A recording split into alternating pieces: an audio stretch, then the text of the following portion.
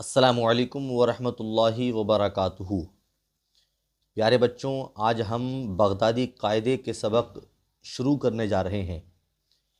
اگر آپ لوگوں کو یہ قاعدہ صحیح طریقے سے سمجھ میں نہیں آ رہا ہے تو آپ ہماری ویڈیوز کو دیکھتے رہیں اور سبقوں کو صحیح طریقے سے پڑھتے رہیں تو آپ کو بغدادی قاعدہ یعنی الف بے کا جو قاعدہ پہلا قاعدہ ہے یہ آپ کو صحیح طریقے سے سمجھ میں آ جائے گا۔ تو آئیے آج کے سبق کو شروع کرتے ہیں۔ اعوذ باللہ من الشیطان الرجیم، بسم اللہ الرحمن الرحیم۔ سب سے پہلے یہاں پر کلمے لکھے ہوئے ہیں، آپ کلمے پڑھ لیں۔ لا الہ الا اللہ محمد الرسول اللہ۔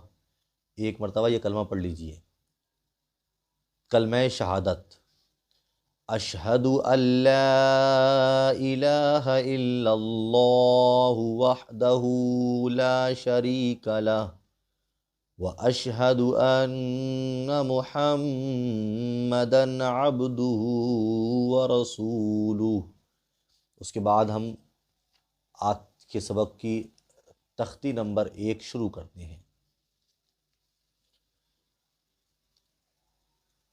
بسم اللہ الرحمن الرحیم، رب یسر ولا تعسر وتمم بالخیر۔ یہ آپ پڑھ لیجئے، یہ دعا ہے تاکہ اللہ رب العزت ہمیں صحیح طریقے سے قرآن پاک کو پڑھنے کا علم عطا فرما دے۔ رب یسر ولا تعسر وتمم بالخیر، جہاں سے پوری الف با کی تختی ہے۔ تو آئیے شروع کرتے ہیں۔ الف، الف جو فا ہے اس کو صحیح طریقے سے الف نہیں بولنا ہے، آخر میں پا نہیں ہونا چاہیے بلکہ ہونا چاہیے الف، آخر میں فا ہونا چاہیے۔ الف، با، با، ہم نے الف کو بالکل نہیں کھینچا لیکن با کو تھوڑا سا کھینچ کے پڑھیں گے۔ یہاں پر دیکھیں آپ چھوٹا سا با بنا دیا ہے اور یہ سمجھایا ہے کہ آپ اس سے سمجھ لیجئے کہ صحیح طریقے سے کہ با کو کیسے پڑھتے ہیں۔ با، تا، ثا، جیم، حا، خا، دال، ذال، را، زا، سین۔ جب ہم چھوٹا سین بولیں گے تو ہمارے دانتوں کے اندر سے سیٹی کی آواز آنا چاہیے، جیسے سین، سین، شین، شین۔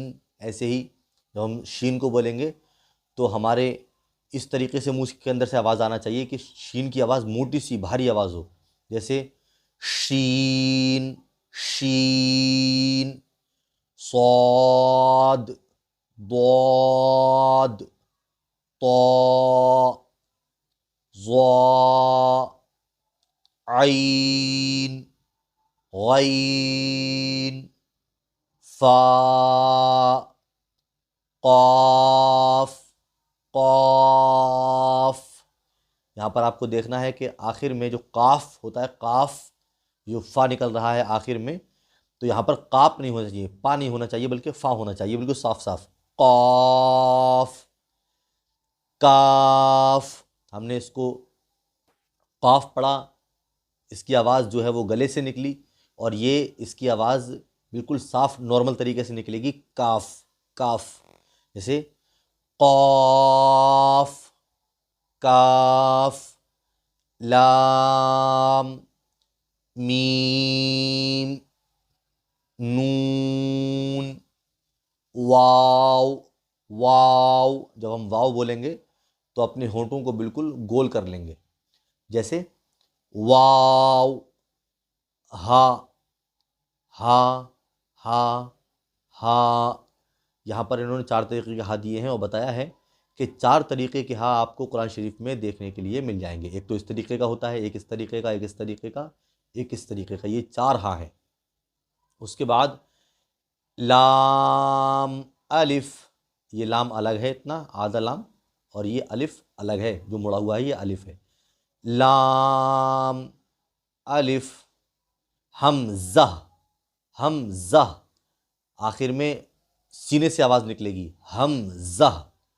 یا، یا، یہاں پر لکھا ہے والسلام۔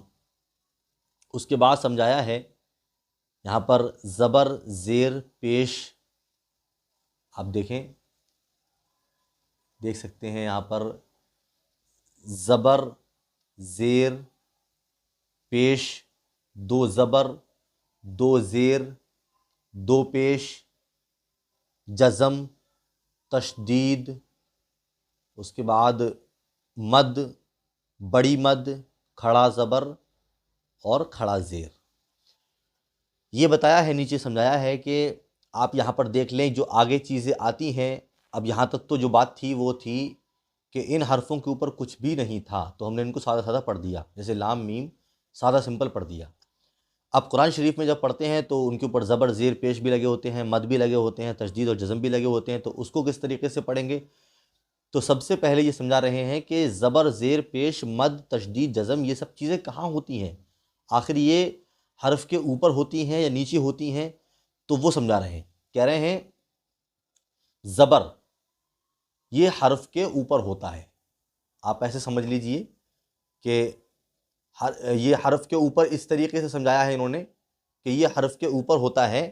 یہ لائن جو دکھ رہی ہے آپ کو، یہ بیچ میں لائن یہ کڑی ہوئی ہے، تو آپ یہ سمجھ لیں کہ یہ لائن حرف ہے، اور اس کے اوپر جو ہے وہ اوپر لگا ہوتا ہے، اس کے نیچے جو ہے وہ اس کے نیچے لگے ہوتے ہیں۔ جیسے زبر نیچے لکھا ہے اور زبر کے اوپر زبر لگایا ہے، تو بتا دیا ہے کہ زبر اوپر ہی ہوتا ہے، اور یہاں پر زیر اوپر لکھا ہے، نیچے زیر لگا دیا ہے، تو بتا دیا ہے کہ زیر نیچے ہی ہوتا ہے حرف کے۔